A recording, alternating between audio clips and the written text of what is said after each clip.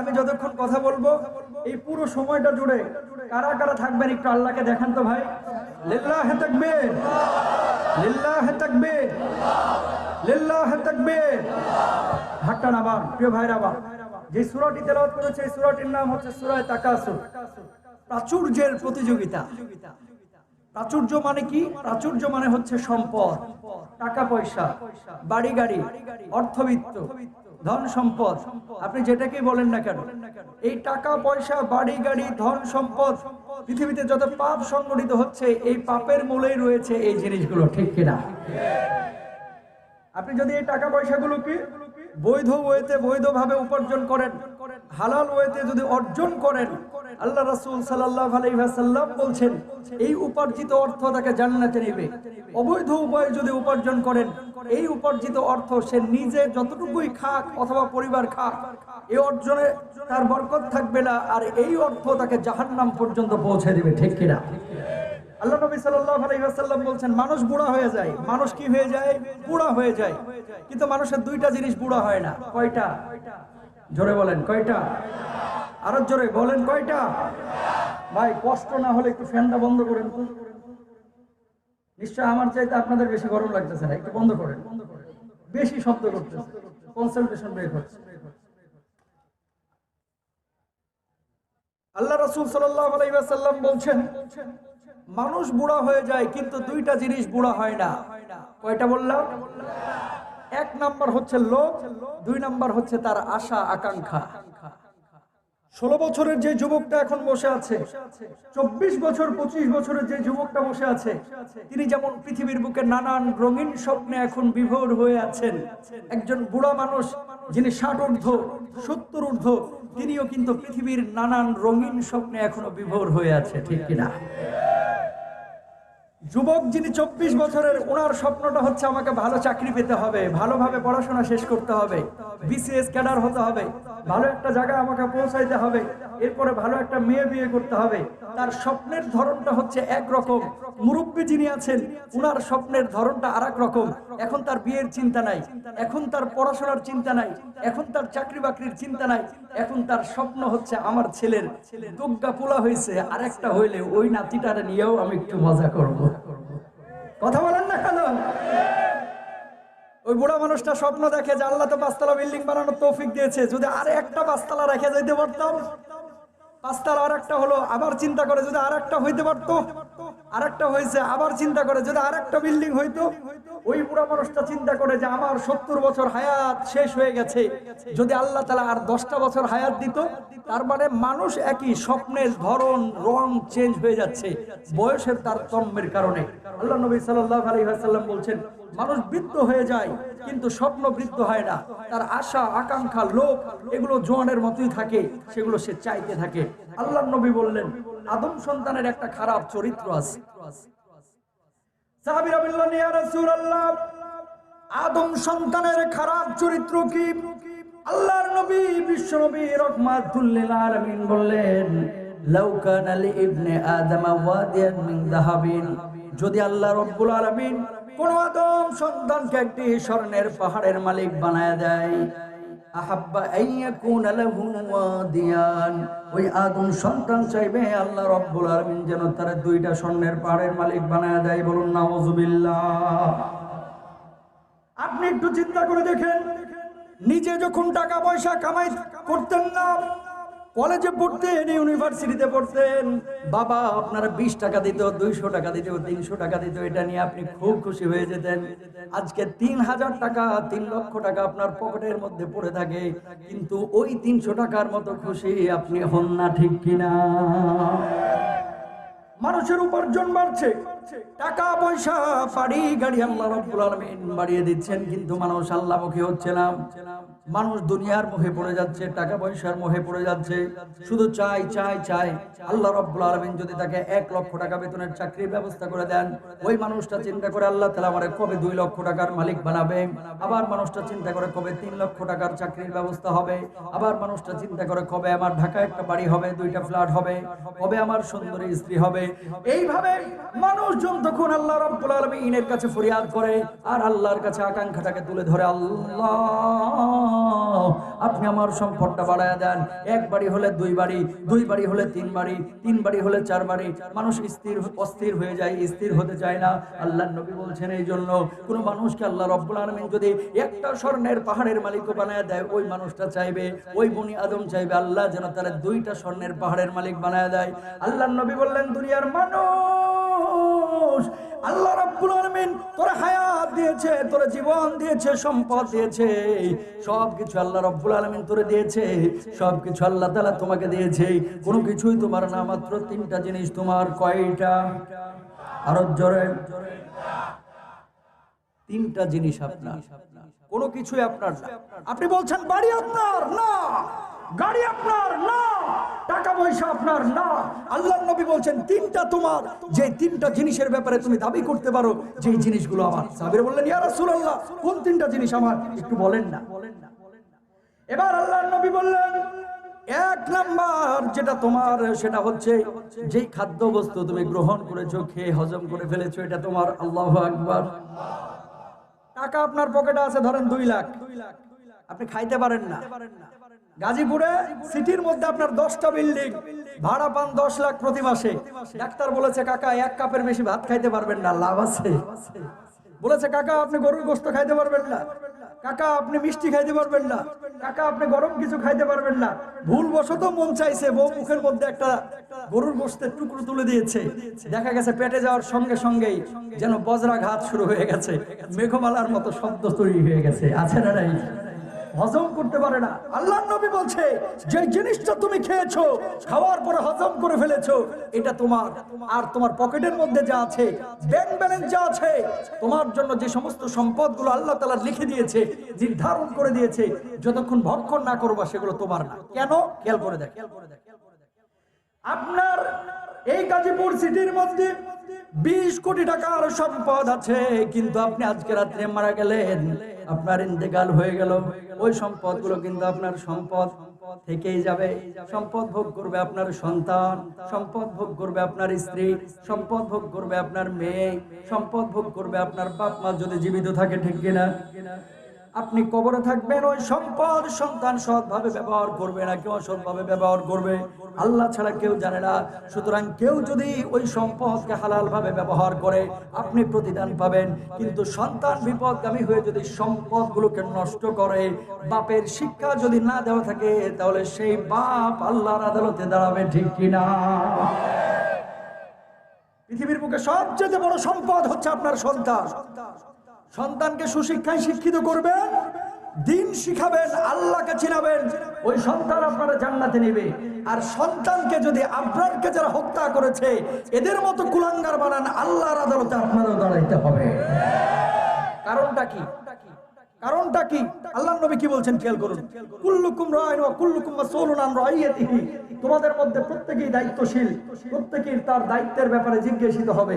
আপনি মনে করছেন বাচ্চা জন্ম দিয়ে দিয়েছেন, টাকা পয়সা আপনার আছে কম বা বেশি, টাকা পয়সা আপনার আছে কম বা বেশি, বাচ্চা জন্ম দেওয়ার পরে বাচ্চা টাকা যাচ্ছে আপনি দিয়ে দিচ্ছেন, বাচ্চা যেখানে খুশি সেখানে যাচ্ছে আপনি পারমিশন দিয়ে দিচ্ছেন। বাবা হিসাবে আপনি কোনো টেক কেয়ারই করলেন না, সন্তানকে দিন শিখালেন না, মানুষের অধিকার সম্পর্কে আপনি জ্ঞান শিখালেন না, মানুষকে ঠকাইতে হয় না, মারতে হয় না, কোপাইতে হয় না, কাটতে হয় না, এই শিক্ষা আপনি দিলেন না। সন্তান যদি এরকম নষ্ট হয়ে যায়, বাপ মা এর জন্য দায়ী থাকবে, যদি বাপ মা সন্তানকে এই আদবটা শিক্ষা না দেয়। কারণটা কি?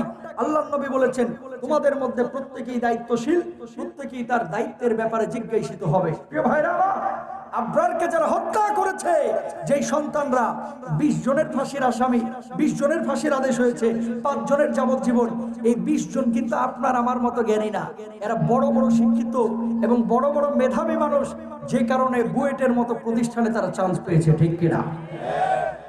বাংলাদেশে ঢাকা বিশ্ববিদ্যালয় বলেন, চট্টগ্রাম বিশ্ববিদ্যালয়, বুয়েট, রুয়েট, কুয়েট, চুয়েট, যেখানেই বলেন না কেন, শিক্ষিত মানুষের অভাব নাই, কিন্তু আসল মনুষ্যত্বের মানুষের অভাব এখন তৈরি হয়েছে।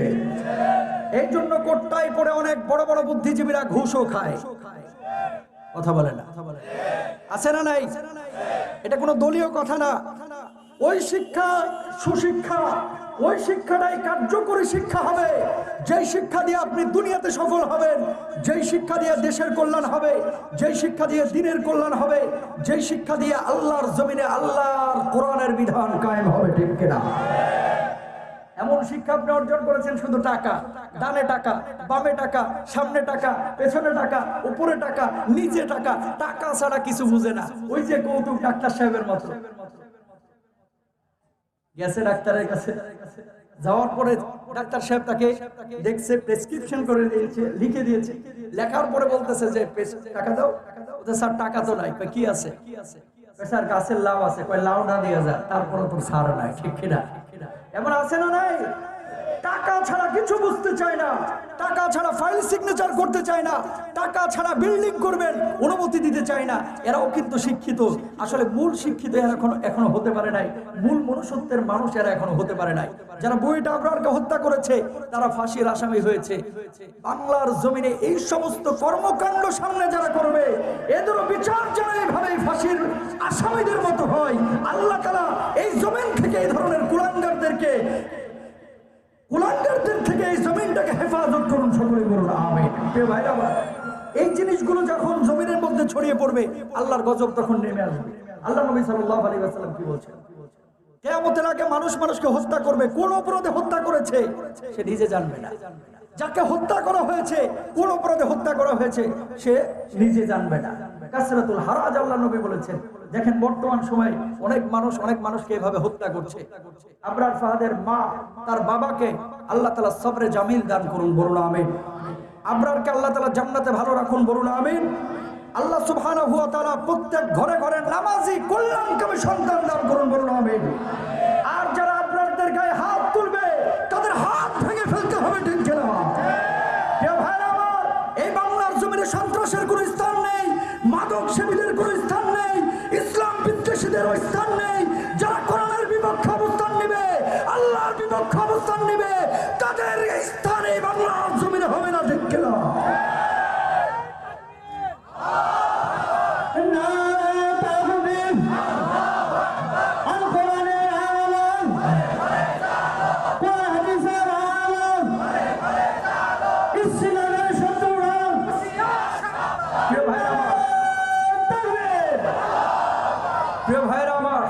সন্তানকে সুসন্তান বানাইতে হবে। সন্তান ঢাকা বিশ্ববিদ্যালয়ে পড়ে, বুয়েটে পড়ে না মাদ্রাসায় পড়ে এটা দেখা যাবে না। আপনার সন্তান মানুষ হচ্ছে কিনা এটা আগে খেয়াল করবেন। আপনি তো মনে করেন যে সন্তান জন্ম দিয়েছে, আমার দায়িত্ব শেষ, সন্তান জন্ম দিয়েছি, সন্তান বড় হবে, সন্তান এক সময় আমাকে খাওয়াবে, পড়াবে, আপনার দায়িত্ব শেষ। বিষয়টা কিন্তু এরকম না। শিক্ষিত হলেই হবে না, সুসন্তান বানাতে হবে, মনুষ্যত্বের মানুষ বানাইতে হবে। যেই সন্তান মাদক সেবন করবে না, মাদকই কারবারে জড়াবে না, যেই সন্তান কখনো মানুষকে আঘাত করবে না, যেই সন্তান কখনো মানুষের হক নিয়ে ছিনিমিনি খেলবে না, যেই সন্তান কখনো মানুষকে আঘাত করে কটু কথা বলবে না। ভালো আছে? প্রিয় ভাইরা আমার, আল্লাহর নবী কি বললেন? 1 নাম্বার, যেটা তুমি খেয়ে ফেলেছো সেটা তোমার। এরপরে 2 নম্বরে বিশ্বনবী রাহমাতুল লিল আলামিন বলছেন, যে পোশাক তুমি পরিধান করেছো, এই পোশাক পরিধান করার পরে ছিঁড়ে গেছে, ফেটে গেছে, এটা তোমার। 3 নাম্বার আল্লাহর নবী বলছেন, যেটা তুমি আল্লাহর রাস্তায় দান করেছো, সাদাকা করেছো, ব্যয় করেছো, এটা তোমার। যেটা আপনি খেয়েছেন এটার স্বাদ আপনি পেয়েছেন, যেটা আপনি পড়েছেন এটার অনুভূতি আপনি এটার অনুভব আপনার অনুভূত হয়েছে। আবার যেটা আপনি দান করেছেন এটা আল্লাহ রব্বুল আলামিনের ব্যাংকে জমা হয়ে গেছে। কিয়ামতের ময়দানে আল্লাহ রব্বুল আলামিন এটারে ফিরিয়ে দিবেন, বলুন সুবহানাল্লাহ। আল্লাহ রব্বুল আলামিন সূরা বাকারা 245 নম্বর আয়াতের মধ্যে বলছেন, মানদাল্লাযী ইউকরিদুল্লাহা করদান হাসানান ফাইদাইফাহু লাহু আদআফান কাসীরা ওয়াল্লাহু ইয়াকবিতু ওয়া ইয়াবসুতু ওয়া ইলাইহি তুরজাউন। আল্লাহ রাব্বুল আলামিন বললেন যে আল্লাহকে ঋণ দিবে, আল্লাহ রাব্বুল আলামিন তাকে ফজিলতটা দ্বিগুণ করে দিবে। সাহাবীরা বললেন, ইয়া রাসূলুল্লাহ, আল্লাহর আবার ঋণ দিব কিভাবে? আল্লাহর নবী বললেন, আল্লাহর রাস্তায় দান করো, মানুষের কল্যাণের জন্য খরচ করো, বৃদ্ধাশ্রম বানায়া দিলে যেভাবে আল্লাহর ঋণ দেওয়া হবে মসজিদ নির্মাণ করলেও সেভাবে আল্লাহর ঋণ দেওয়া হবে, আবার মানুষকে দান সদকা করলেও সেভাবে ঋণ দেওয়া হবে। আল্লাহর নবী বিশ্বনবী সাল্লাল্লাহু আলাইহি ওয়াসাল্লামের সাহাবীরা তারা বলছেন, এই আয়াত যখন নাজিল হলো মক্কার কাফেররা মুশরিকরা বারবার বলা শুরু করলো, আল্লাহর নবী এতদিন বলেছিলেন যে আল্লাহ রাব্বুল আলামিন ধনী, তিনি আসমান বানিয়েছেন, তিনি জমিন বানিয়েছেন, সবকিছুর মালিক তিনি। এখন আবার আল্লাহ রাব্বুল আলামিন কেন ঋণ চায়? মুসলমানদের আল্লাহ তো একটা বড় ফকির, একটা বড় মিসকিন, বলুন নাউজুবিল্লাহ। গোটা আরবের মধ্যে ওই ইহুদির বাচ্চারা, মুশরিকের বাচ্চারা বারবার আল্লাহ রাব্বুল আলামিনকে এভাবে গাল বন্ধ করতে লাগলো যে আল্লাহ ফকির, না হলে মানুষের কাছে ঋণ চাই কেন? তারা এর অর্থটাই বোঝে না। আল্লাহর নবীর পাশে আবু বকর সব সময় থাকতেন। আল্লাহর নবীর সুখের সময় আবু বকর ছিলেন, দুঃখের সময় তো আল্লাহর নবীর পাশে আবু বকর ছিলেন। বড় দামি মানুষ এই আবু বকর সিদ্দিক রাদিয়াল্লাহু তাআলা আনহু, কাদামাটির মানুষ ছিলেন, কখনো রাগান্বিত হতেন না। একবার তিনি দাঁড়িয়ে আছেন মদিনার একটা প্রান্তরে, এক পাশে ইহুদি আর এক পাশে আবু বকর। ওই ইহুদি বললেন, আবু বকর, তোমরা না এতদিন বলেছো যে তোমাদের আল্লাহ দুনিয়া বানিয়েছে, আসমান জমিন সবকিছু বানিয়েছে, তোমাদের আল্লাহ অনেক ধনী, এখন তো দেখছি তোমার আল্লাহ মানুষের কাছে ঋণ চায়। আবু বকর বললেন, ও ইহুদি, এই আয়াতে কারিমার মাধ্যমে আল্লাহ রাব্বুল আলামিন ঋণ যে চেয়েছেন, তোমার কাছে টাকা চাই নাই, তোমার কাছে পয়সা চাই নাই, বরং তোমার কাছে আল্লাহ রাব্বুল আলামিন চেয়েছেন এমন সম্পদ, যে সম্পদ মানুষের পিছনে ব্যয় হবে, যে সম্পদ দিয়ে আল্লাহর রাস্তায় লড়াই হবে, যে সম্পদ দিয়ে আল্লাহর ঘর নির্মাণ হবে।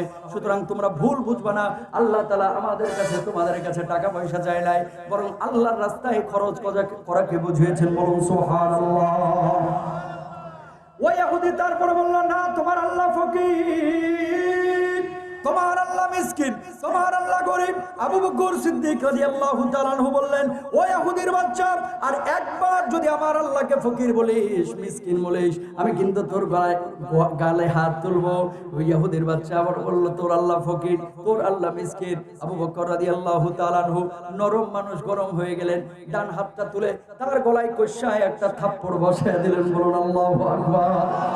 এবার ইহুদি দৌড়ে গেলেন আল্লাহর নবীর কাছে, যাওয়ার পরে বললেন, ইয়া রাসূলুল্লাহ, ইয়া হাবিবাল্লাহ, আপনার আবু বকর তো আমাকে আঘাত করেছে, ওগো নবীজি, আপনি এটার বিচার করেন। আল্লাহর নবী বললেন, তুমি আবু বকরের ব্যাপারে মিথ্যা কথা বলবা না, আমার আবু বকর কখনো কাউকে এভাবে মারতে পারে না।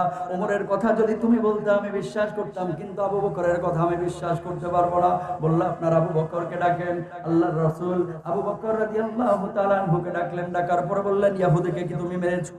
আবু বকর বললেন, ইয়া রাসূলুল্লাহ, ইয়া হাবিবাল্লাহ, আমার আল্লাহকে গাল বন্ধ করেছে, আমি আবু বকর সহ্য করতে পারি নাই, আমি আবু বকর সহ্য করতে পারি না।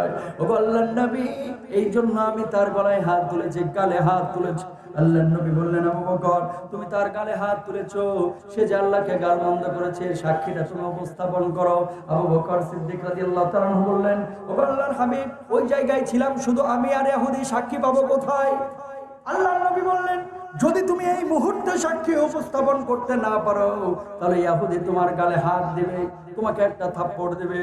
আবু বকর বললেন, ইয়া রাসূলুল্লাহ, আল্লাহকে গালি দেওয়ার কারণে তার আমি আঘাত করেছি, এই জন্য যদি সে আমার গালে আঘাত করে আমি আঘাত নিতে প্রস্তুত আছি, কিন্তু আমি আবু বকর মিথ্যা কথা বলছি না, আমি তার গালে আঘাত করেছি একমাত্র আমার আল্লাহকে গালমন্দ করার জন্য, বলুন সুবহানাল্লাহ। ওই আরশ আজিম থেকে আল্লাহ রাব্বুল আলামিন এই দৃশ্য দেখছিলেন। দেখার পরে এবার বিশ্বনবী রাহমাতুল লিল আলামিনের কাছে জিবরিল আমিনকে পাঠিয়ে দিলেন, ও জিবরিল আমিন, যাও যাও যাও আমার হাবিবের কাছে যাও। যাওয়ার পরে বলো, ওগো আল্লাহর হাবিব, আপনি তো আবু বকরের সাক্ষী যাচ্ছিলেন, কেন সে তাকে মেরেছে? এবার আবু বকরের সাক্ষী দুনিয়ার কোনো মানুষ হবে না, দুনিয়ার কোনো মানুষ হবে না, বরং আবু বকরের সাক্ষী স্বয়ং আল্লাহ রাব্বুল আলামিন হয়ে গেল। আর আসতে বলেন সুবহানাল্লাহ। সাক্ষী হলেন কে? আল্লাহ রাব্বুল আলামিন আয়াত নাযিল করলেন, লাকাদ সামিআল্লাহু কাওলাল্লাযীনা ক্বালু ইন্নাল্লাহা ফাকীরুন ওয়া নাহনু আগনিয়া।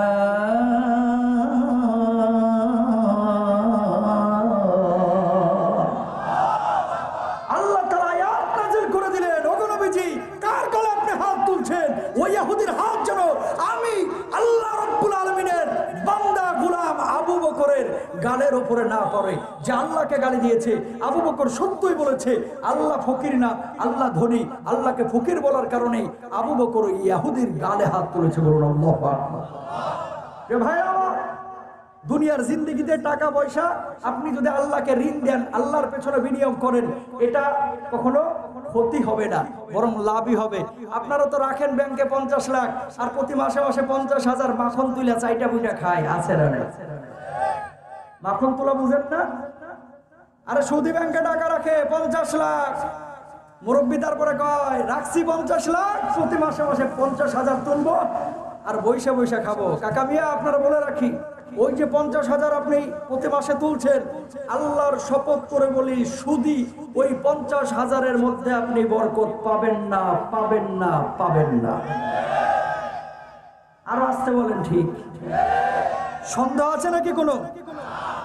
আপনি খেয়াল করে দেখেন, আপনার পাশের ইমাম সাহেব অথবা আপনাদের এলাকার চেয়ারম্যান সাহেব, বড় বড় লিডাররা আছেন এখানে, তাদের বাড়ির আশপাশে অনেক মানুষ আছে, রিক্সা চালায়, ভ্যান চালায়, বেতন পায় 15,000 টাকা, কিন্তু বাচ্চা কাচ্চা বিশ্ববিদ্যালয়ে পড়ে, আছে না নাই?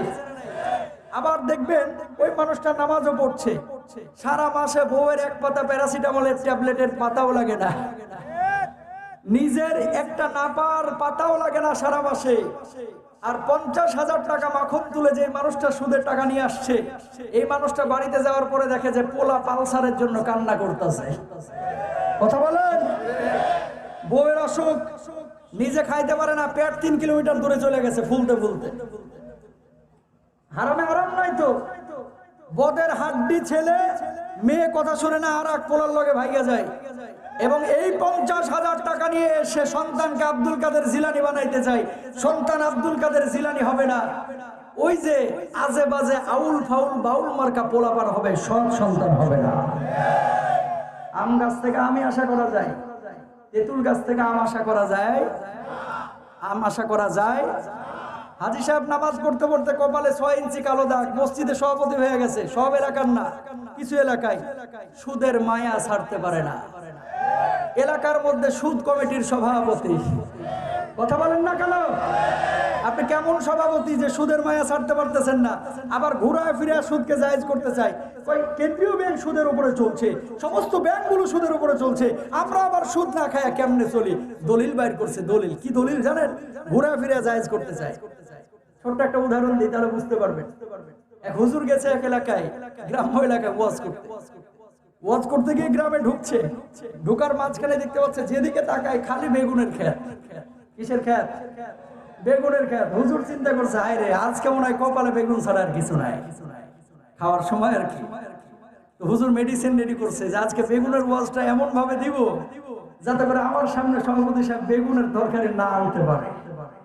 ওয়াজ রেডি, হুজুর আসছে ওয়াজ করতে, ওয়াজে উঠেই বলছে, মাসালার কেতাবে আছে 40 পাতার তলে জাহান্নামের প্রথম খাবার বেগুন হবে। যখন ওয়াজে করে দিয়েছি, সভাপতি সাহেব চিন্তা করতেছে, হায় হায় হায় রে, আজকে তো আমার বউ বেগুন দিয়ে পাঙ্গাস, বেগুন দিয়ে ইলিশ, বেগুন দিয়ে বাতাসি, বেগুন দিয়ে চিংড়ি, বেগুন দিয়ে শুটকি, বেগুন দিয়া ওই যে ট্যাংরা, সবই তো বেগুন দিয়ে পাকিয়েছে। এটা আমাদের উত্তর অঞ্চলের একটা প্রসিদ্ধ গল্প আর কি, আপনাদের সামনে বলতেছে। তো সভাপতি সাহেব চিন্তা করলো, তাহলে হুজুর আজকে খাওয়া মুখী। ওয়াজ শেষ, হুজুর গেছে সভাপতি সাহেবের বাসায়। যাওয়ার পরে এবার হুজুর বসছে, বসার পরে খাবার আর আসে না, 1.5 ঘন্টা চলে গেল। সভাপতি সাহেব কি ব্যাপার, খাবার টাবার গেল কই? তখন সভাপতি সাহেব বলতেছে, হুজুর কি বলবো শর্মের কথা, বেগুন যে জাহান্নামের খাবার এটা তো আমরা কেউ বুঝি নাই। তো এখন আমার বউ বেগুন দিয়া পাঙ্গাস, বেগুন দিয়ে ইলিশ, বেগুন দিয়া, আচ্ছা বেঁধে নে,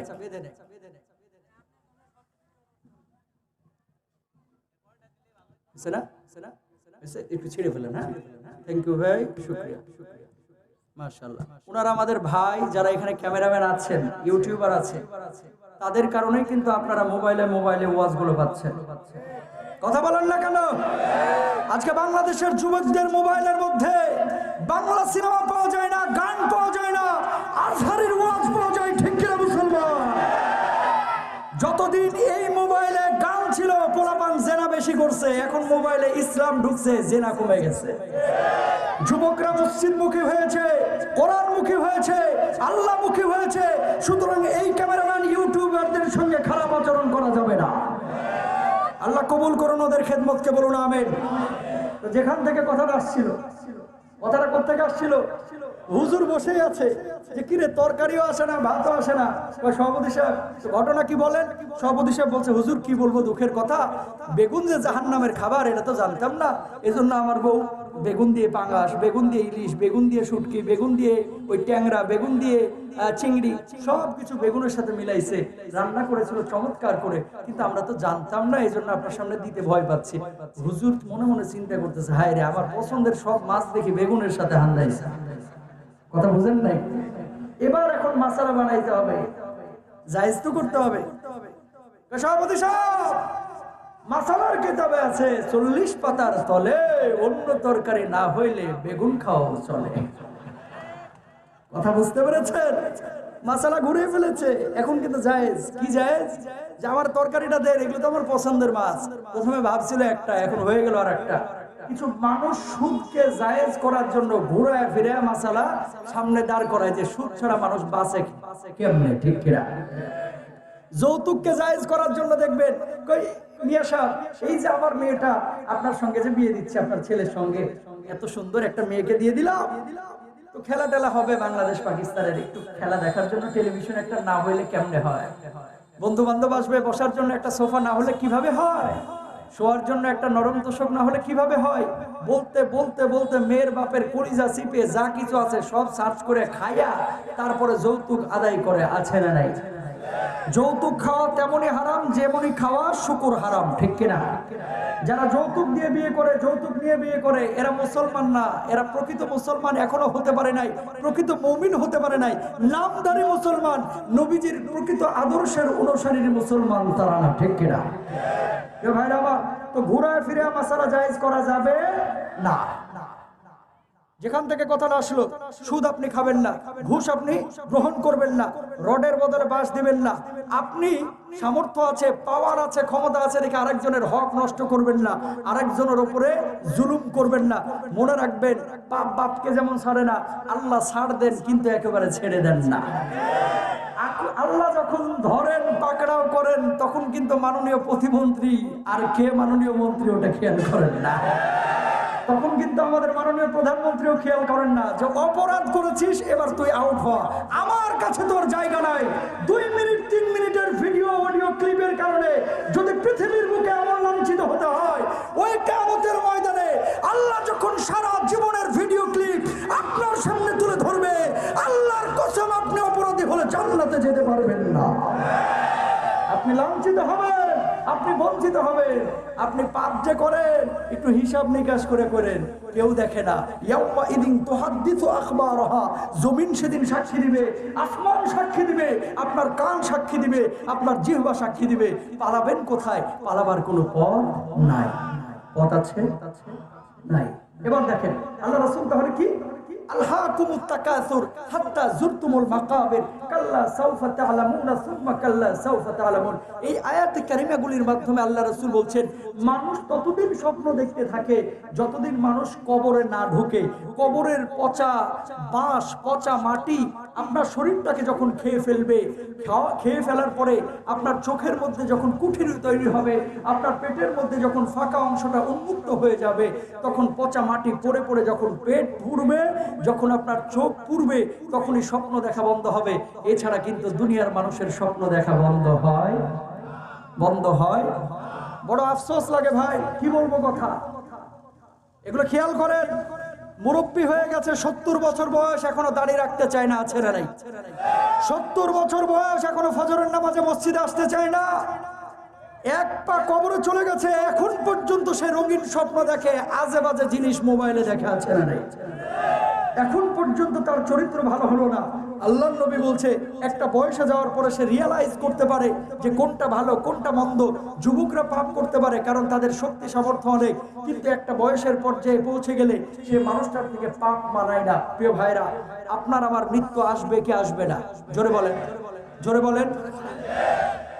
মৃত্যু আপনার আসবে, আমারও আসবে।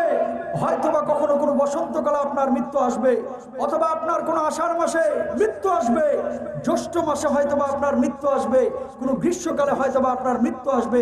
আপনার মৃত্যু যেদিন আসবে হয়তোবা প্রচন্ড বৃষ্টি হবে, অথবা আপনার মৃত্যু যেদিন হবে সেদিন আপনার রাতের ওয়েদারটা হবে পূর্ণিমার চাঁদের মতো, অথবা সেই রাতটা হবে অমাবস্যার মতো, অথবা সেই রাতটা হবে কুয়াশাচ্ছন্ন।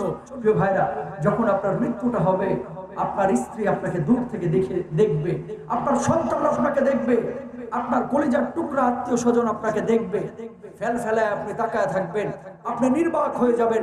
যখন রূহটা কবজ হবে, তখন মালাকুল মাউত যখন প্রক্রিয়া শুরু করে দিবে রূহ কবজের, মানুষজন যারা পাপিষ্ট তারা বলবে হাত্তা ইদা জাহাদাহুমুল মাউত ক্বালা রাব্বিরজিউন। জবাবটা এইভাবে আসবে আল্লাহর পক্ষ থেকে, আল্লাহ 60 বছরের জীবন পাইলাম, এতদিন বুঝি নাই, 70 বছরের জীবন পাইলাম, আল্লাহ বুঝি নাই, তুমি আমারে 10টা মিনিটের জন্য সময় দাও, 10টা দিন সময় দাও, 3টা দিন সময় দাও, আল্লাহ আমি আমার তওবাগুলোকে করে নেই, গুনাহ থেকে মাফ চেয়ে নেই, আল্লাহ আমি নামাজ পড়ি না, নামাজটা পড়ে নেই, আল্লাহ তারপর আমার রূহটাকে কবুজ করো।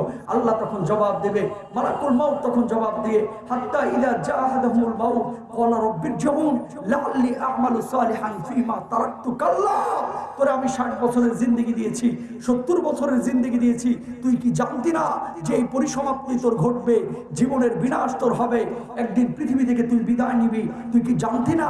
আল্লাহ তাআলা জবাব দেবে, আজকে তোকে আর কোনো সুযোগ দেওয়া হবে না, এক মুহূর্ত সুযোগ দেওয়া হবে না। সুতরাং মরার আগে আপনাকে মরতে হবে, হিসেব নিকেশ করে কবরে যাইতে হবে, ঠিক কিনা ভাইরা আমার? আল্লাহর নবী বিশ্বনবী সাল্লাল্লাহু আলাইহি ওয়াসাল্লাম একদিন প্রচন্ড ক্ষুধার্ত। এই সূরার তাফসীরের মধ্যে লেখা হচ্ছে আল্লাহর নবী বিশ্বনবী সাল্লাল্লাহু আলাইহি ওয়াসাল্লামের জীবন যাপনটা কেমন ছিল খেয়াল করেন। কাল্লা সাউফা তা'লামুন সুম্মা কাল্লা সাউফা তা'লামুন কাল্লা লাউ তা'লামুন ইলমাল ইয়াকিন লাতারাউন্নাল জাহিম সুম্মা লাতারাউন্নাহা আইনাল ইয়াকিন। জাহান্নামের কথা বলা হচ্ছে, মানুষের প্রতিদানের কথা বলা হচ্ছে। আল্লাহর নবী বিশ্বনবী রাহমাতুল লিল আলামিন একদিন দুপুর বেলায় বের হলেন, মসজিদের পাশে বসে আছে হযরত আবু বকর আর হযরত ওমর রাদিয়াল্লাহু তাআলা আনহু। আল্লাহর নবী বললেন, ও আবু বকর, ও ওমর, কেন তোমরা এই অবেলায় এখানে বসে? আবু বকর ওমর বললেন, ও আল্লাহর হাবিব, ও সরওয়ারে কায়নাত রাহমাতুল লিল আলামিন, প্রচন্ড ক্ষুধার যন্ত্রণায় আপনার ছটপট করেছি। ওগো নবীজি, ঘরের মধ্যে কোনো খাবার নাই, সেই জন্য এখানে এসে বসে আছি।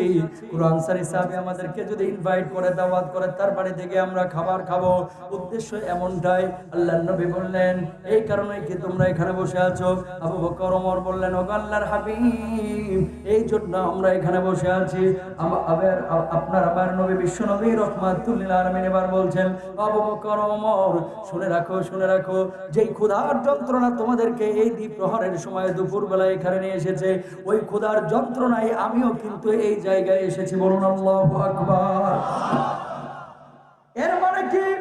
বিশ্বনবী রাহমাতুল লিল আলামিনের বাড়িতে খাবার ছিল না, সেই জন্য নবীজি সকাল থেকে কিছু খায় নাই, নবীজির স্ত্রীরা কিছু খায় নাই, আবু বকর কিছু খাইতে পারে নাই, নিজের বাড়িতে কিছু নাই, ওমরও কিছু খাইতে পারে নাই। আল্লাহর নবী বললেন, চলো আমার সঙ্গে অমুক আনসারী সাহাবীর বাড়িতে, সেখানে গেলেই তার বাড়িতে খাবারের ব্যবস্থা হবে। আল্লাহর নবী গেলেন, যাওয়ার পরে এবার দরজা নক করলেন। ওই আনসারী সাহাবী বাড়ির মধ্যে ছিল না, আল্লাহর নবী 3 বার সালাম দিলেন, আসসালামু আলাইকুম, আবার জবাব সালাম দিলেন, আসসালামু আলাইকুম। প্রথমবার সালামের পরে ওই আনসারী সাহাবীর স্ত্রী সালামটা শুনেছিল, কিন্তু জবাব দিলেন না, মনে মনে জবাব দিয়েছেন, কারণ চিন্তা করেছেন বিশ্বনবী রাহমাতুল লিল আলামিন আজকে আমার ঘরের সামনে এসেছেন, নবীজি যদি 2 বার সালাম দেয়, ওই সালামের জবাব আমি যত বেশি দেব তত বেশি সওয়াব আল্লাহ তাআলা আমার আমলনামায় লিখে দিবেন। বলুন সুবহানাল্লাহ। আল্লাহর নবী 3 বার সালাম দিলেন। ওই আনসারী সাহাবীর মেয়ে, ওই আনসারী সাহাবীর স্ত্রী ভিতর থেকে 3 বার জবাব দিলেন, তারপরে দরজাটা খুলে আড়ালে চলে গেলেন। যাওয়ার পরে বললেন, ও আল্লাহর হাবিব, আপনি আমার বাড়িতে মেহমান হয়েছেন, আজকে তো আমার ঘরের মধ্যে এমন মেহমান এসেছে যেন আকাশের ওই পূর্ণিমার চাঁদটা আমার ঘরের মেহমান হয়ে গেছে। বলুন সুবহানাল্লাহ। ও আল্লাহর হাবিব, আপনি বসেন। সাহাবী 2 জন বসলো, স্ত্রী মাদুর বিছিয়ে দিলেন, আড়ালে চলে গেলেন। পর্দা তখন ফরজ হয়ে গেছে, সামনাসামনি একবার হন নাই। আনসারী সাহাবীর কথা আল্লাহর নবী আড়াল থেকে জিজ্ঞেস করার পরে বললেন, আমার স্বামী একটু বাগানে গিয়েছে, একটু পরে আসবে। আসার পরে দেখছেন ঘরের মধ্যে যিনি মেহমান, তিনি সাধারণ কোনো মেহমান না, তিনি হচ্ছেন বিশ্বনবী সাল্লাল্লাহু আলাইহি ওয়াসাল্লাম। আল্লাহু আকবার। এবার সাহাবীর হৃদয়টা আনন্দ উদ্বেলিত হয়ে গেল, খুশিতে ভরপুর হয়ে গেল। তিনি বললেন, ও আল্লাহর হাবিব, আপনি একটু অপেক্ষা করেন, আপনার জন্য আমি কিছু খাবারের ব্যবস্থা করি। তিনি চলে গেলেন বাগানের মধ্যে, খেজুর গাছ উঠলেন, খেজুর গাছের খেজুর পাড়লেন, এবার আল্লাহর নবীর কাছে আনলেন। আনার পরে তিনি কাঁচা পাকা খেজুরগুলোকে মিশ্রণ করে আল্লাহর নবীর সামনে উপস্থাপন করলেন। আল্লাহর নবী একটা একটা করে খাইলেন। শীতল পানির ব্যবস্থা করলেন, শীতল পানিও পান করলেন। আবু বকরও শীতল পানি পান করলেন, ওমর পান করলেন, আল্লাহর হাবিবা পান করলেন, খাইলেন। খাওয়ার পরে এবার একটা বকরি জবাই করা হলো। বকরির সামনের 2টা রানের অংশ আল্লাহর নবীকে দেওয়া হলো। আল্লাহর নবী সেটা খাইলেন। আবু বকর যখন খাচ্ছেন, ওমর যখন খাচ্ছেন, আল্লাহর নবী বললেন, আবু বকর, ওমর, শুনে রাখো, এই যে পেটের মধ্যে তোমাদের ক্ষুধার যন্ত্রণা তৈরি হয়েছিল, আল্লাহ তাআলা তোমাদের জন্য যে খাবারের ব্যবস্থা করলেন, আল্লাহ তাআলা যে শীতল পানির ব্যবস্থা করলেন, আল্লাহ তাআলা গোশতের ব্যবস্থা করলেন, আল্লাহ তাআলা খেজুরের ব্যবস্থা করলেন, ওই কিয়ামতের ময়দানে প্রত্যেকটি খাবারের হিসাব আবু বকর, ওমর এবং আমি নবী মুহাম্মদ সাল্লাল্লাহু আলাইহি ওয়াসাল্লামকে দিতে হবে। বলুন সুবহানাল্লাহ। আল্লাহর নবী তেলাওয়াত করলেন, সুম্মা লা তুসআলুন্না ইয়াউমাইযিন আনিন নাঈম। আল্লাহর নবী বললেন, এই যে নিয়ামতগুলো তোমরা ভোগ করছো, এই নিয়ামতের প্রত্যেকটা হিসাব তোমাদেরকে দেওয়া হবে। আব্দুল্লাহ ইবনে মাসউদ রাদিয়াল্লাহু তাআলা একদিন নবীজির পাশে বসে আছেন। নবীজি চাটাইয়ের উপরে শুয়ে আছেন। চাটাই চিনেন না আপনারা? এই পাটি চাটাই চিনেন? আল্লাহর নবী শুয়ে আছেন চাটাইয়ের উপরে, পাটির উপরে। নবীজি যখন চাটাইয়ের উপরে শুয়ে আছেন, নবীজি পিঠটাকে উঠাইছেন। আব্দুল্লাহ ইবনে মাসউদ পেছন থেকে দেখে নবীজির পিঠের উপরে এইভাবে হাতটা রাখছেন। চোখ দিয়ে দর করে পানি পড়ছে। ওগো নবীজি, আপনি রহমাতুল লিল আলামিন, আপনি সরওয়ারে কায়নাত, দো জাহানের সরদার, আল্লাহর সবচেয়ে পছন্দনীয় প্রিয় ব্যক্তি আপনি। ওগো নবীজি, আপনি পাটাইয়ের উপরে শুয়েছেন, চাটাইয়ের উপরে শুয়েছেন, আপনার পিঠে তো দাগ পড়ে গেছে। ওগো নবীজি, আমার বাড়িতে মোটা কম্বল আছে, একটু কম্বলের ব্যবস্থা করে দেই। আল্লাহর নবী বললেন, আব্দুল্লাহ ইবনে মাসউদ, তুমি কার জন্য কম্বলের ব্যবস্থা করার কথা বলছো? আরে আমার আল্লাহ যদি আমার জন্য চাইতেন, তিনি কম্বলটাকে সোনায় মোড়ায় দিতে পারতেন। বলুন সুবহানাল্লাহ। আল্লাহর নবী জবাব দিলেন, কি? আল্লাহর নবী জবাব দিলেন, আব্দুল্লাহ, আল্লাহ রাব্বুল আলামিন যদি চাইতেন আমার বাড়ি ঘর স্বর্ণ দিয়ে বানিয়ে দিতে পারতেন, আমার আল্লাহ যদি চাইতেন আমার কম্বলটা স্বর্ণ দিয়ে মোড়ায় দিতে পারতেন, আমার কম্বলটা দুনিয়ার বুকে উন্নত কম্বল বানায় দিতে পারতেন। কিন্তু আমি নবী দুনিয়ার কোন বস্তু ভোগ করতে চাই না, আমি আখিরাতের বিষয়টার জন্য বসে আছি। আল্লাহর নবী বললেন, আরে দুনিয়ার জীবনটাকে তো আমি এরকমই মনে করি, আমি এক জায়গায় সফর করছি, আমি মুসাফির হয়েছি, এখন প্রতিমধ্যে আমি ক্লান্ত হয়ে গেলাম, একটা গাছের নিচে বসলাম, কিছু ছায়া গাছটা আমারে দিল, ছায়া দেওয়ার পরে আমি যখন আবার একটু স্বাভাবিক হলাম, সেই গাছের নিচ থেকে বের হয়ে আমি আমার গন্তব্যের দিকে হাঁটলাম। এই দুনিয়ার জিন্দেগিটাকে আমি নবী এমন মনে করি যে আমি এখন বিশ্রাম নিচ্ছি, কয়েকদিন পরে আমার মূল গন্তব্যের দিকে চলে যাব। দুনিয়াটা হচ্ছে মুসাফিরের মতো আমি ব্যবহার করি। সুতরাং মুসাফির যেমন ক্ষণস্থায়ী একটা জায়গায় যায়, দুনিয়ার জিন্দেগিতে আমি ক্ষণস্থায়ী আছি। আমি দুনিয়ার কোনো জিনিসকে এইভাবে চিরস্থায়ী মনে করে উপভোগ করতে পারবো না। বলুন আল্লাহু আকবার। আল্লাহর নবী বিশ্বনবী সাল্লাল্লাহু আলাইহি ওয়াসাল্লাম তিনি বলছেন কি? তিনি বলছেন, দুনিয়াটা আমি মুসাফির হয়ে ব্যবহার করছি। এই দুনিয়ার জিন্দেগিটা ক্ষণস্থায়ী জিন্দেগি, আমি চিরস্থায়ী জিন্দেগি মনে করি না। এই দুনিয়ার জিন্দেগিটাকে আমি ক্ষণস্থায়ী জিন্দেগি মনে করে ব্যবহার করছি। সুতরাং দুনিয়ার মানুষ এবার একটু চিন্তা করেন, আপনি যে টাকা কামাচ্ছেন, পয়সা কামাচ্ছেন, বাড়ি গাড়ি করছেন, এই বাড়ি গাড়ি টাকা পয়সা এগুলোকে স্থায়ী কথা বলেন? আজকে টাকা সম্পদ বাড়ি গাড়ির মোহে পড়ে আপনি নিজেকে পাপ থেকে বাঁচানোর চেষ্টা তো দূরের কথা, ডান বাম কোনো কিছু খেয়াল না করে অনেক মানুষ যেদিক থেকে আসে সেদিক থেকে টাকা পয়সা সে গ্রহণ করে, উপার্জন করে, ঘুষ সুদ জেনা ব্যভিচার কোনো কিছু খেয়াল করতে চায় না। যদি এইভাবে উপার্জন করেন, আপনার হায়াতের মধ্যে রিজকের মধ্যে বরকত আল্লাহ তাআলা কখনো দিবে না, ঠিক কিনা? আপনারা যখন দেখবেন যে বিপদে পড়ে যান, বিপদে অনেকে পড়েন, টাকা পয়সা সংকট পড়ে যায়, ব্যবসা বাণিজ্যের সংকট তৈরি হয়, গার্মেন্টসে বেতন হতে চায় না, ব্যবসা বাণিজ্যে দেখা যাচ্ছে অধপতন হচ্ছে, ঠিক সেই সময় আগে আল্লাহকে বলেন যে আল্লাহ আপনি আমার জন্য রিস্কের ফয়সালা করেন। আল্লাহ আপনি ছাড়া তো কেউ রিস্কের ব্যবস্থা করতে পারে না। যদি আল্লাহর উপরে তাওয়াক্কুলটা আপনি তাওয়াক্কুল করার মতো করতে পারেন, তাহলে আল্লাহ তাআলা আপনাকে ঘরের মধ্যে রিজিক পাঠাতে পারেন, ঠিক কিনা? সাগরের নীল তিমি চিনেন আপনারা? সাগরের নীল তিমি চিনেন সবাই?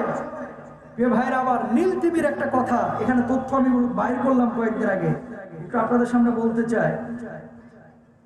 একটা নীল তিমি প্রতিদিন 6 থেকে 7 টন খাবার খায়। সুবহানাল্লাহ বলেন। একটা নীল তিমি প্রতিদিন কয় টন খাবার খায়? 6 থেকে 7 টন। মানে একটা নীল তিমি প্রতিদিন 1 ট্রাকের বেশি খাবার খায়, যে খাবারগুলো গোশত রিলেটেড। বলুন সুবহানাল্লাহ। বিজ্ঞান বলছে একটা নীল তিমির ওজন হয় প্রায় 200 টন। আল্লাহু আকবার বলেন। 200 টন এই বাসের মতো ওজন না। কয়েকটা ট্রাক 15টা 20টা ট্রাক একত্রিত করে একটা নীল তিমিকে উঠাইলে এই ট্রাকগুলো ওই ট্রাকগুলোর মাধ্যমে এই নীল তিমিকে নড়ানো সম্ভব, এছাড়া নড়ানো সম্ভব না। এত বড় এক একটা নীল তিমিকে আল্লাহ তাআলা বানিয়ে রেখেছেন। একটা নীল তিমির উচ্চতা হয় 100 ফুট, প্রায় 10 তলার সমপরিমাণ। এক একটা নীল তিমির জিহ্বা হয় এক একটা হাতির সমপরিমাণ। সুবহানাল্লাহ বলেন। একটা নীল তিমির জিহ্বা চিনেন? এই যে জিহ্বা, এই জিহ্বা, এক একটা নীল তিমির জিহ্বা এক একটা হাতির সমপরিমাণ ওয়েট এবং আয়তনের দিক থেকে হয়। এই নীল তিমি একসাথে একবারে 5000 লিটার পানি পান করতে পারে। বলুন সুবহানাল্লাহ। এই নীল তিমি 6 থেকে 7 টন খাবার খায়, আর চলার পথে যে পরিমাণ শব্দ তৈরি করে, জেট ইঞ্জিন থেকে যেরকম শক্তিশালী আওয়াজ বের হয়, এক একটা নীল তিমি থেকে এরকম শক্তিশালী আওয়াজ বের হয়। এক একটা নীল তিমি যে সংকেত ব্যবহার করে, এই সংকেতগুলো 1006 কিলোমিটার দূর থেকে অন্য নীল তিমি বুঝতে পারে। বলুন সুবহানাল্লাহ। একটা নীল তিমি বাচ্চা যে দেয়, এই বাচ্চার ওজন হয় 2000 কেজি। আর বাচ্চা যখন ওই নীল তিমির দুধ পান করে, তখন এক একটা বাচ্চা একবারে 600 লিটার দুধ একটা নীল তিমির থেকে পান করে। বলুন সুবহানাল্লাহ। নীল তিমি থেকে পান করে। এবার আপনারা বলেন যে জন্য এই কথাটি বললাম, এই নীল তিমিকে 6 থেকে 7 টন গোশত খাওয়াচ্ছেন কে? আরো জোরে, জোর হলো না, জোরসে বলো। আল্লাহ খাওয়াচ্ছেন এই নীল তিমিকে 7 থেকে 8 টন গোশত, 6 টন গোশত। এই নীল তিমি কি স্কুলে মাস্টারি করে, কলেজের টিচার, দুনিয়ায় এই যে গার্মেন্টসের ব্যবসা করে, কোনো কিছুই করে না, সারাক্ষণ সে হেলে দুলে বেড়াচ্ছে, সাগরের মধ্যে চেষ্টা করছে, তাওয়াক্কুল করেছে আল্লাহর উপরে। আল্লাহ তাআলা ওই সাগরের মধ্যে 7 টন গোশতের প্রতিদিন ব্যবস্থা করে দিচ্ছেন। সুবহানাল্লাহ বলেন। আপনার আশপাশে যে গাছগুলো রয়েছে, এই গাছগুলোর মধ্যে দেখেন এখন লক্ষ লক্ষ পাখি বসে আছে, হাজার হাজার পাখি বসে আছে।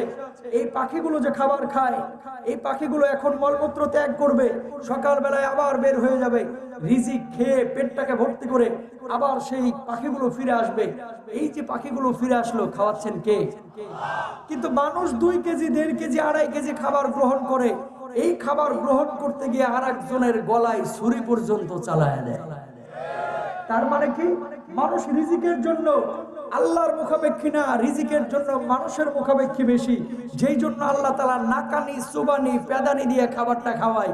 আর ওই পাখিগুলো, ওই নীল তিমিগুলো আল্লাহর উপরে তাওয়াক্কুল করেছে, যেই জন্য আল্লাহ তাআলা তাদেরকে সাগরের মধ্যে বসাইয়া হেলে দুলে সাঁতরার কাটাইয়া আল্লাহ তাআলা তাদের জন্য খাবারের ব্যবস্থা করেন। বলুন সুবহানাল্লাহ।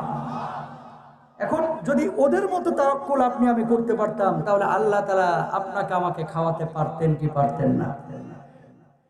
এই জন্য আল্লাহ রাব্বুল আলামিন বলছেন, ওয়া মাইয়াতাওয়াক্কাল আলাল্লাহি ফাহুয়া হাসবু। আল্লাহ রাব্বুল আলামিনের উপরে কেউ যদি তাওয়াক্কুল করে, আল্লাহর উপরে কেউ যদি নির্ভরশীল হয়, আল্লাহ রাব্বুল আলামিন তার জন্য যথেষ্ট হয়ে যান। দুনিয়ার কোন মানুষের পিছনে তার দৌড়ানো লাগে না, ঠিক কিনা?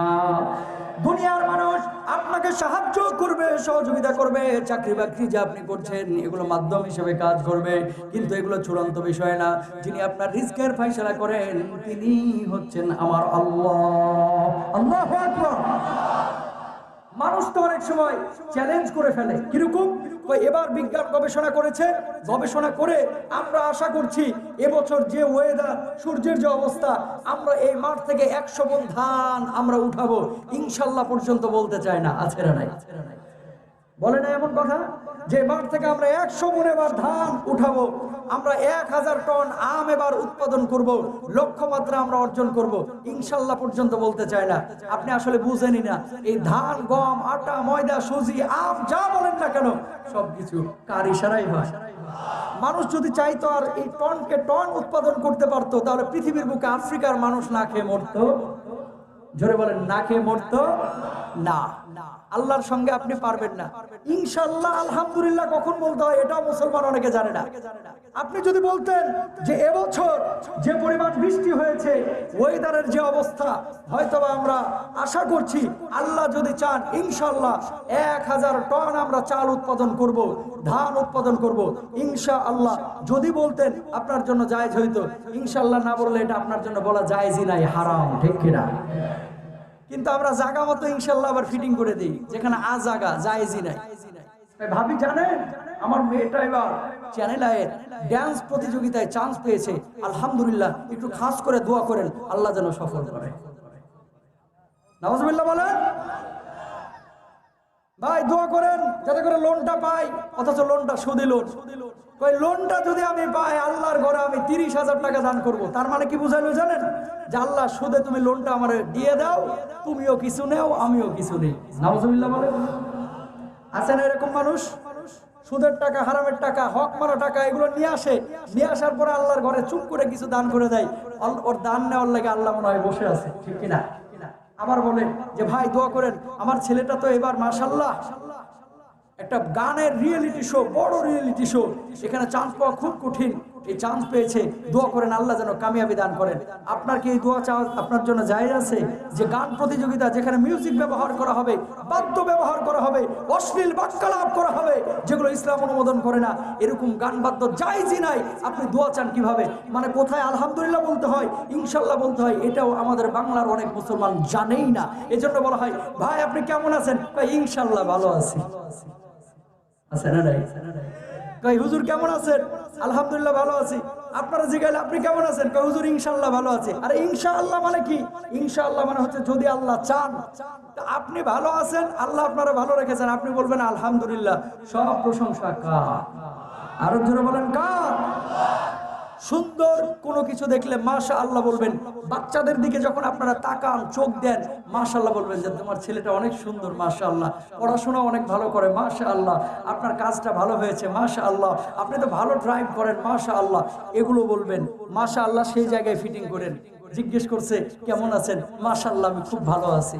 এটাও জানে না মুসলমান। সালাম দিতেছে আসসালামু আলাইকুম, কই ওয়া আলাইকুম। আবার অনেকে বলতেছেন আসসালামু আলাইকুম স্যার, বলতেছে ওয়া আলাইকুম। আবার অনেকে তো ওয়া আলাইকুমটাও বলতে চায় না, সালামের জবাবটা পর্যন্ত নিতে চায় না। কারণ বড় লিডার, ছোট মানুষ সালাম দিয়েছে, এত বড় লিডার, ওই সালামের জবাবটা কিভাবে দেয় মুখটা পর্যন্ত খুলতে চায় না, হাতটা এইভাবে উঠাইয়া এরকম এরকম ইশারা করে। আছে না নাই? এগুলো অহংকারী মানুষ।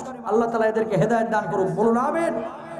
এগুলো বুঝতে হবে। কে ভাইরা আমার, রিজিক দেন কে? আরো জোরে কে? হায়াত দেন কে? সুস্থতা দান করেন কে? সে আল্লাহ রাব্বুল আলামিন। পৃথিবীর বুকে আল্লাহকে টেক্কা দিয়ে আপনি টিকতে পারবেন না। টাইটানিক জাহাজ যখন নির্মাণ করলেন নির্মাতা, ওই জাহাজ নির্মাণ করার পরে কিছু মানুষ জিজ্ঞেস করেছিলেন এই জাহাজের অবস্থাটা কি একটু বলেন না। ওই টাইটানিক জাহাজ নির্মাতা তখন বলেছিলেন এমন ভাবে জাহাজটা আমি নির্মাণ করেছি, যেহেতু খ্রিস্টান ধর্মের তিনি ছিলেন, তিনি বলেছিলেন ঈশ্বর চাইলেও এটাকে সহজে ডুবাইতে পারবে না। বলুন নাউজুবিল্লাহ।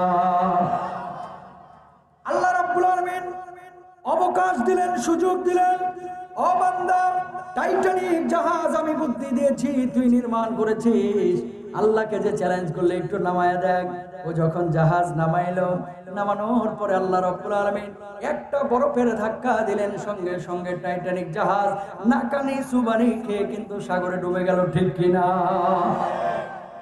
ব্রাজিলের একজন প্রেসিডেন্ট যেই প্রেসিডেন্টের নাম হচ্ছে ট্রেনকোভা নেবেস, একবার ভোটে দাঁড়াইলো, ভোটে যখন দাঁড়িয়েছে এমন তার জনপ্রিয়তা, তাকে কেউ হারাইতে পারবে না, তার কনফিডেন্স এরকম। একবার তিনি চ্যালেঞ্জ করলেন, এবার 5 লাখ ভোটে আমি জিতবো, ঈশ্বরও আমার হারাইতে পারবে না। 5 লাখ ভোট সে পাবেই পাবে আর জিতবেও। ঈশ্বরকে চ্যালেঞ্জ করলো, আল্লাহকে চ্যালেঞ্জ করলো। আল্লাহ রাব্বুল আলামিন বললেন, দাঁড়া, মজা দেখাচ্ছি। ভোট হয়ে গেল, 5 লাখ ভোটে সে জিতলো, সত্য কথা। কিন্তু যেদিন শপথ দিবে রে ভাই, তার একদিন আগেই স্ট্রোক করে দুনিয়া থেকে বিদায় নিয়ে নিল। বলুন নাউজুবিল্লাহ। ব্রাজিলের আরেকজন কবি, যে কবির নাম হচ্ছে ইগনোর মিরিন্ডা গামুজা। এই কবি, দার্শনিক, গায়ক গান গাইতেছে আর সিগারেট টানতেছে। কি টানতেছে? সিগারেট টানতে টানতে এভাবে একটা ফুঁক দিল, আকাশের দিকে ধোঁয়া ছাড়লো। কই, ও ঈশ্বর, একটা টান আমার আর এই টানটা আমার পক্ষ থেকে তোমার, এই ধোঁয়াগুলো তোমার জন্য উৎসর্গ করলাম। আল্লাহ বলতেছে, খারা মজা দেখাইতেছি। মাত্র 32 বছর বয়সে ফুসফুস ক্যান্সার হয়ে সে দুনিয়া থেকে বিদায় নিল। পৃথিবীর বুকে অনেক মানুষ উৎপাদনের ক্ষেত্রে এরকম চ্যালেঞ্জিং অবস্থার মুখোমুখি হয়, আল্লাহর কাছে না ফিরে নিজেরা চ্যালেঞ্জ করে যে আমরা উৎপাদন করব, আমরা বানাবো, আমরা বানিয়েছি। এই ব্রিজ ভাঙবে না, এই কালভার্ট নষ্ট হবে না, এই সেতু ভাঙবে না, এই ফসলের মাঠগুলো নষ্ট হবে না। আল্লাহ তাআলা দেখা যায় এক রাত্রে এক ভূমিকম্পের ঝাঁকুনিতেই কুপকাত করে দিয়েছে। ভয় কি হয় না? সুতরাং আল্লাহর সঙ্গে বাড়াবাড়ি, সারাসারি, চ্যালেঞ্জিং করা যাবে না। মাইকেল জ্যাকসনের নাম শুনেছেন না আপনারা? ওনার টার্গেট ছিল 150 বছর বাঁচবে। কয়শো বছর? জোরে বলেন, কয়শো বছর? 150 বছর উনি বাঁচবে, এই টার্গেট নিয়ে উনি আগাচ্ছিলেন। এই জন্য কি করলেন? 12 জন ডাক্তার নিয়োগ দিলেন। এই 12 জন ডাক্তারের কাজ হচ্ছে প্রতিদিন সকাল এবং সন্ধ্যায় মাইকেল জ্যাকসনের চুল থেকে নিয়ে পায়ের নখ পর্যন্ত প্রতিটি অঙ্গ প্রত্যঙ্গ ভালোভাবে যাচাই বাছাই করা, যাতে করে কোনো জার্ম তার ভিতরে প্রবেশ করতে না পারে। 12 জন ডাক্তার নিয়োগ করেছেন। এই ডাক্তারদের কাজ হচ্ছে পরীক্ষা নিরীক্ষা করা। এই ডাক্তারদের কাজ হচ্ছে কোনো রোগ হলে, অসুখ বিসুখ হলে জ্যাকসনকে সহযোগিতা করা। উনি কি করলেন? ডাক্তারদের মাধ্যমে 8-10 জন পুরুষ নিয়োগ দিলেন। যে পুরুষদের কাজ কি? যে মাইকেল জ্যাকসনের কখনো যদি চোখ নষ্ট হয়ে যায়, ওই 8-9 জন চোখ দান করে দিবে, বিনিময়ে এরা টাকা পাবে। মাইকেল জ্যাকসনের কখনো যদি কিডনি নষ্ট হয়ে যায়, এই 8-9 জন সব সময় রেডি থাকবে, নিজেদের কিডনি দিয়ে জ্যাকসনকে বাঁচাবে। এই মাইকেল জ্যাকসন কখনো যদি ফুসফুসের ক্ষেত্রে কোনো সংক্রমণ ধরা পড়ে, তাদের ফুসফুস দিয়ে উনার ফুসফুসে সম্পৃক্ত করে সহযোগিতা করা হবে। অঙ্গ দান করার জন্য তারা সব সময় রেডি থাকতো।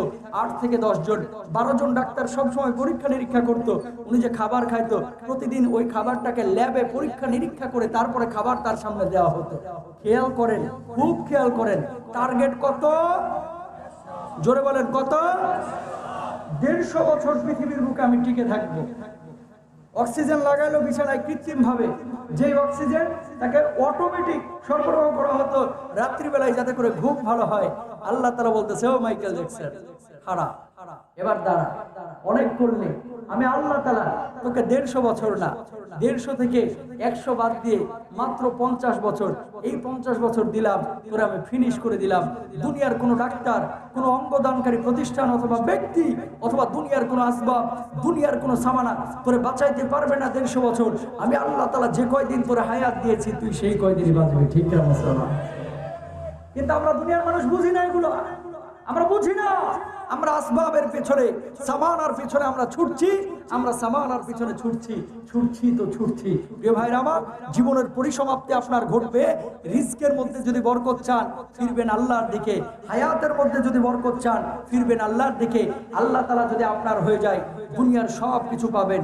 আল্লাহ যদি আপনার না হন, আপনি দুনিয়ার কোনো কিছুই পাবেন না। সাময়িকভাবে পাবেন, কিন্তু চূড়ান্ত ক্ষতিগ্রস্ত আপনি হবেন।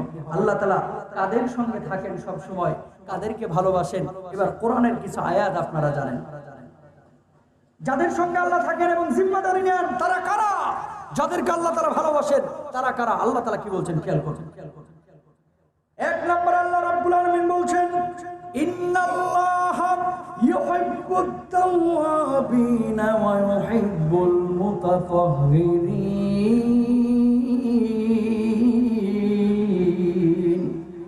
আল্লাহ রাব্বুল আলামিন বললেন, যারা তওবা করে আল্লাহ রাব্বুল আলামিন তাদেরকে ভালোবাসেন, তাদের সঙ্গে থাকেন, আল্লাহ তাআলা তাদেরকে গুনাহমুক্ত জীবন দান করেন, পবিত্র জীবন দান করেন। আল্লাহ তাআলা অন্য আয়াতে বলছেন ইরসিলিস সামা আলাইকুম মিদরারা, তার আগে বলছেন ফাকুল তুস্তাগফিরু রাব্বাকুম। কেউ যদি গুনাহমুক্ত জীবন যাপন করতে পারে আল্লাহ রাব্বুল আলামিন তার রিজিকের ফয়সালা অটোমেটিক করে দেন, আর আল্লাহ তাআলা তাকে গায়বী ভাবে রিজিক দান করেন। বলুন সুবহানাল্লাহ। 2 নম্বর আল্লাহর নবী বলছেন, আল্লাহ রাব্বুল আলামিন যেই কথাটি পবিত্র কোরআনুল কারীমের মধ্যে বলে দিয়েছেন, আল্লাহ তাদেরকেও ভালোবাসেন, তাদেরকে মহব্বত করেন, তাদের সঙ্গে থাকেন, রিজকের জিম্মাদারি তাদের হয়ে যান। তারা কারা? ইন্নাল্লাহা ইউহিব্বুত তাওয়াবিন ওয়া ইউহিব্বুল মুতাতাহহিরিন। যারা দুনিয়ার জিন্দেগিতে পুত পবিত্র জীবন যাপন করে। আপনার আমার সমাজে এমন কিছু মানুষ রয়েছে যারা জীবন যাপন করি আমরা অপবিত্র, মদ খায় খায় পেটগুলোকে নাপাক করে ফেলি, বিড়ি খেয়ে খেয়ে ঠোঁটগুলোকে নাপাক করে ফেলি, সারাদিন পেশাব করে আমরা কেউ টিস্যু ব্যবহার করতে চাই না, পায়খানা করার পরে টিস্যু বা ঢিলা কলম ব্যবহার করতে চায় না, শরীরের মধ্যে নাপাক নিয়ে ঘোরাফেরা করি।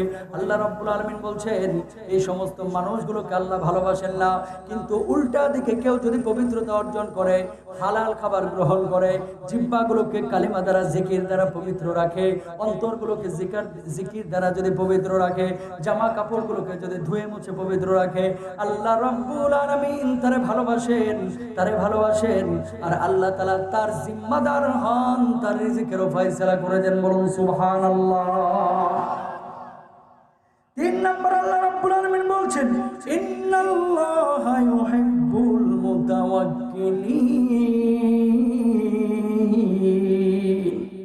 আল্লাহ রাব্বুল আলামিন তাদের সঙ্গে থাকেন, আল্লাহ তাদেরকে বেশি ভালোবাসেন যারা আল্লাহর উপরে নির্ভরশীল হয়ে যায়, আল্লাহর উপরে যারা তাওয়াক্কুল করে, আল্লাহ তাআলা তাদেরকে ভালোবাসেন, মহব্বত করেন, আল্লাহ তাদের জন্য হয়ে যান, আল্লাহ তাদেরকে ভালোবাসেন।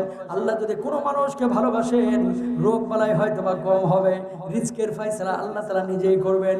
কখনো যদি রোগ বালাই দেন সেটা তার জন্য পরীক্ষা হবে, আর যদি রোগ বালাই ভালো হয়ে যায়, যদি রোগ বালাইয়ের ওই সময় সে ধৈর্য ধারণ করে, আল্লাহ রাব্বুল আলামিন ওই মানুষগুলোকেও জান্নাতি মানুষ রূপে কবুল করবেন। বলুন সুবহানাল্লাহ। তাহলে 4 নম্বর হচ্ছে তাওয়াক্কুল করতে হবে কার উপরে? আল্লাহর উপরে। বেতন পাচ্ছেন না, চাকরি চলে গেছে, কোম্পানি থেকে কোম্পানি ঘুরতে ঘুরতে জুতা যদি 6 ইঞ্চি মোটা থাকে, ওই জুতা চিকন হয়ে একেবারে চিটা হয়ে গেছে, জুতাটা চিকন হয়ে একেবারে তুলার মতো হয়ে গেছে, জুতাটা চিকন হয়ে একেবারে চিকন চকলেটের মতো হয়ে গেছে, ঘুরতে ঘুরতে ঘুরতে এই মানুষটা একটাবার আল্লাহকে বলে না যে আল্লাহ আপনি আমার রিজিকের ফয়সালা করেন, দুনিয়াতে আমার চাকরি চলে গেছে, আপনার দরবার তো খোলা, আপনার ভান্ডার তো অনেক বিস্তৃত, আল্লাহ আপনি আমার জন্য রিজিকের ফয়সালা করে দেন। যদি কেউ এইভাবে আল্লাহর কাছে দোয়া করে, আল্লাহ কি তার দোয়া শুনবে না? কথা বলেন, শুনবে কিনা? আল্লাহ শুনবে, কিন্তু আল্লাহর কাছে আমরা ডাকি না। আর অনেকে ডাকি, ডাকার পরে বলে যে হুজুর 4 বছর ধরে দোয়া করতেছে, আল্লাহ আমার দোয়া একটা দিনে কবুল করলো না। এরকম বলে কি বলে? দোয়া আপনার কবুল তখনই আল্লাহ করবে যখন আপনার জন্য সেটা কল্যাণকর।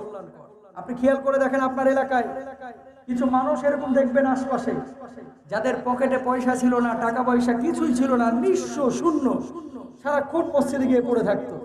আজকে টাকা পয়সা হয়েছে, এরা জুমার দিন ছাড়া মসজিদের ধারে কাছেও যায় না। কথা বলে না। যখন করোনা আক্রান্ত হয়েছিল, হায় রে মায়া কান্না, আই হাই হাই রে, সরকার মসজিদগুলো বন্ধ করে দিল, এটা কোনো কাজ করলো? হায় রে মায়া কান্না, সরকার মসজিদগুলো খুলে দিল। যে মুসল্লিরা কান্নাগুলো করছিল এখন দূরবীন দিয়ে এদেরকে খুঁজে পাওয়া যাচ্ছে না মসজিদের মধ্যে, ঠিক কিনা বলেন? আবার কিছু মুসল্লি দেখবেন দোয়া কবুল হয় না, হয় না, হয় না, হয় না, খালি কান্না করতে থাকে। আপনার দোয়াটা আল্লাহ তাআলা তখনই কবুল করবেন যখন আপনার জন্য সেটা কল্যাণকর হবে, তখনই আল্লাহ তাআলা আপনার দোয়া কবুল করবেন। যেটা ওই দোয়া তখন যদি আল্লাহ কবুল করেন আপনি জান্নাতের পথে পরিচালিত হবেন, নতুবা আল্লাহ তাআলা আপনার ওই দোয়া কবুল করেন না। কারণ কবুল করলে আপনার পথটা বিপদের পথ হয়ে যাবে, বিপদের পথ হয়ে যাবে, বিপদগামী হয়ে যাবেন। খেয়াল করে দেখেন, ছোট্ট একটা উদাহরণ, বাচ্চারা অনেক সময় ঘরের মধ্যে ঢুকে দরজা ভেতর থেকে লাগিয়ে দিতে চায়। বাপ মা যদি জিজ্ঞেস করে দরজা লাগাচ্ছ কেন, বলে যে আমরা খেলা করতেছি, খেলা করতেছি। দরজা লাগানোর জন্য কান্নাকাটি করে, বাপ মা বলে ওই সন্তান খবরদার দরজা লাগাবি না। কেন লাগাবি না? দরজা তুই যদি লাগায় দিস তাহলে এই দরজা তুই খুলতে পারবি না। এই জন্য বাপ মা অনেক সময় বারণ করে, আছে না নাই? বাচ্চা কিন্তু ভেতর থেকে খুব কান্না করছে, মা ও বাবা আমার দরজা লাগাইতে দাও, দরজা লাগাইতে দাও, আমার দরজা লাগাইতে দাও, একেবারে অস্থির কাঁদতে কাঁদতে। মা জানে যে দরজা লাগাইতে যদি দিই তাহলে ভেতর থেকে ও খুলতে পারবে না, পরবর্তীতে ওর দরজা ভেঙে ওকে বের করতে হবে। এই জন্য মা দরজা লাগাইতে দিচ্ছে না। আল্লাহ সুবহানাহু ওয়া তাআলা আপনার জন্য কোনটা কল্যাণকর কোনটা অকল্যাণকর এটা আল্লাহ তাআলা ভালো করেই জানেন, আপনি যদিও নাও জানেন আল্লাহ জানেন। প্রিয় ভাইরা আমার, বন্ধুরা আমার, আপনাদের কাছে রিকোয়েস্ট, দোয়া আপনি করতে থাকবেন, দোয়া আপনি করতে থাকবেন। দোয়া কবুল না হওয়ার কারণ হচ্ছে আপনি হালাল রিজিক খান না, আপনি নামাজ ঠিক মতো পড়েন না, আপনি আল্লাহর উপরে তাওয়াক্কুল করেন না, আপনি পবিত্র জীবন যাপন করেন না, যেইভাবে আল্লাহকে ডাকতে হয় সেভাবে আপনি ডাকেন না, চোখের পানি ছেড়ে দেন, সাজদায় লুটায় পড়েন, চোখের পানি দিয়ে জায়নামাজ ভিজিয়ে দেন, আল্লাহ তাআলা দোয়া কবুল করবেন। যদি এই দোয়াটা কবুল করলে আপনার কল্যাণ হয় আল্লাহ তাআলা অবশ্যই করবেন। কখনো হতাশ হবেন না, মুমিন কখনো হতাশ হতে পারে না। এরপর আল্লাহ তাআলা বলতেছে কাদের সঙ্গে তিনি থাকেন খেয়াল করেন, আল্লাহু ইউহিব্বুল মুহসিনিন, যারা ইহসানকারী, মানুষকে ভালোবাসেন, আত্মীয় স্বজনকে ভালোবাসেন, আপন ভাইদেরকে ভালোবাসেন, চাচা ফুপা যারা আছে এদের সঙ্গে ভালো আচরণ করেন। আপনার বাপ মা মারা গিয়েছে, মনে হচ্ছে যে আজকে বাপ মা যদি জীবিত থাকতো তাহলে বাপ মার জন্য আমি ভালো খাবারের আয়োজন করতাম অথবা ভালো কাপড়ের ব্যবস্থা করতাম। বাপ মা মারা গেছে, আপনাকে যেটা করতে হবে ওই বাপ মার জন্য বেঁচে থাকলে আপনি যেটা করতেন, বাপ মার আত্মীয় স্বজন বন্ধু বান্ধব যারা আছে তাদের জন্য আপনি ব্যবস্থা করে দেন। যদি ব্যবস্থা করেন আল্লাহ তাআলা আপনার বাপ মার কবরে এটার সওয়াব পৌঁছায় দেবেন। বলুন সুবহানাল্লাহ। মানুষের সাথে হাসি মুখে কথা বলেন, ইহসান করেন, দয়া করেন। মানুষের প্রতি যদি দয়াশীল আপনি হন আল্লাহ আপনার উপরে দোয়া করবেন, আল্লাহ তাআলা আপনাকে ভালোবাসবেন। এই পৃথিবীর বুকে যে মানুষগুলোকে আল্লাহ তাআলা ভালোবাসার পাত্র যে বানান এমনি এমনি বানান না, মনে রাখবেন। কোন মানুষকে যদি আল্লাহ তাআলা সম্মানিত করতে চান এই পৃথিবীর বুকে, সারা পৃথিবীবাসী একদিকে, ওই মানুষটিকে একদিকে ফেলায়া যদি অসম্মানিত করতে চায় করতে পারবে না। এই জন্য আল্লাহ রাব্বুল আলামিন দুনিয়ার বুকে কোন মানুষকে যদি ভালোবাসেন আসমানে জিবরিল আমিনকে ডাকেন, ডাকার পরে বলেন ও জিবরিল আমিন আসো, আমি ওই ব্যক্তিকে ভালোবাসি, ওই বান্দাকে ভালোবাসি, তুমিও তারে ভালোবাসো। জিবরিল আমিন তারে ভালোবাসা শুরু করে দেন। আবার জিবরিল আমিন তখন আসমানবাসীকে বলেন ও জিবরিল আমিন আসমানবাসীকে বলেন ও আসমানের অধিবাসীরা তোমরা অমুক ব্যক্তিকে ভালোবাসো, ওই ব্যক্তিকে আল্লাহ তারা ভালোবাসেন, আমি জিবরিল ভালোবাসি, অন্যান্য ফেরেশতারাও ভালোবাসে, আসমানের অধিবাসীরা ভালোবাসে, সুতরাং তোমরাও তাদেরকে ভালোবাসা শুরু করে দাও। বলুন সুবহানাল্লাহ। ওই আসমানবাসী দুনিয়ার জিন্দেগিতে যখন কোনো মানুষকে ভালোবাসে তখন আল্লাহ রাব্বুল আলামিন তাদেরকে ভালোবাসা শুরু করেন, মানুষজন তাদেরকে ভালোবাসা শুরু করে। মানুষজন যখন কাউকে ভালোবাসে আল্লাহও তাকে ভালোবাসেন, আল্লাহ যখন কাউকে ভালোবাসে মানুষজন তাকে ভালোবাসে, মানুষজন যাকে ভালোবাসে আল্লাহও তাকে ভালোবাসেন। ওই মানুষটা যদি দুনিয়া থেকে বিদায় নেয় ওই মানুষটাকে আল্লাহ রাব্বুল আলামিন জান্নাতি মানুষ রূপে কবুল করেন। বলুন সুবহানাল্লাহ। কোরআনের খাদেমদেরকে যারা আপনারা ভালোবাসেন এই ভালোবাসাটা কোরআনের মহব্বতে সন্দেহ আছে কোনো? এই আল্লামা সাদিকুর রহমান আজহারি, মিজানুর রহমান আজহারি, আরো যারা কোরআনের পাখি বাংলার জমিনে ছড়িয়ে ছিটিয়ে যারা আছে, এই যে ভালোবাসাটা যা আপনারা দেন এই ভালোবাসাটা মূলত আসমান থেকে এসেছে। আল্লাহ তাআলা তাদেরকে ভালোবাসেন বিধায় আপনারা ভালোবাসেন। যেদিন আপনারা তাদেরকে ভালোবাসবেন না জানবেন আসমান তাদেরকে ভালোবাসে না, ঠিক কিনা? এজন্য ওয়ারাজুলানে তাহাব্বা ফিল্লাহি ইসতামা আলাইহি ওয়া তাফাররাকা আলাইহি, আমাদের ভালোবাসা হবে আল্লাহর জন্য, মানুষের সঙ্গে সম্পর্ক তৈরি হবে আল্লাহর জন্য, শত্রুতাও হবে আল্লাহর জন্য, সম্পর্ক ছিন্ন হবে কার জন্য? আরেকজনে বলেন কার জন্য? এই জমিনের অনেক অখ্যাত মানুষ আছে আসমানে বিখ্যাত, ঠিক কিনা? আবার আসমানের অনেক অখ্যাত মানুষ জমিনে বিখ্যাত যে আসমানে কোনো মূল্যই নাই। এই জন্য আমরা বিখ্যাত হইতে চেষ্টা করব কোথায়? আরেকজনে কোথায়? আসমানে। দুনিয়ায় মানুষ অনেক বাহবা দিল, অনেক টাকা পয়সা হলো, অনেক সম্মান ইজ্জত আপনাকে আল্লাহ তাআলা দিল, কিন্তু আসমানে আপনার কোনো দাম নাই, আপনার এই জীবনের কোনো মূল্যই নাই, ঠিক না? সুতরাং প্রিয় ভাইরা আমার, এমন জীবন আপনাকে আমাকে গড়তে হবে যে জীবনটা গড়ার কারণে আসমানবাসীরা আপনারা ভালোবাসবে, আসমানের অধিবাসীরা আপনাকে ভালোবাসলে দুনিয়ার মানুষ আপনারা ভালোবাসবে।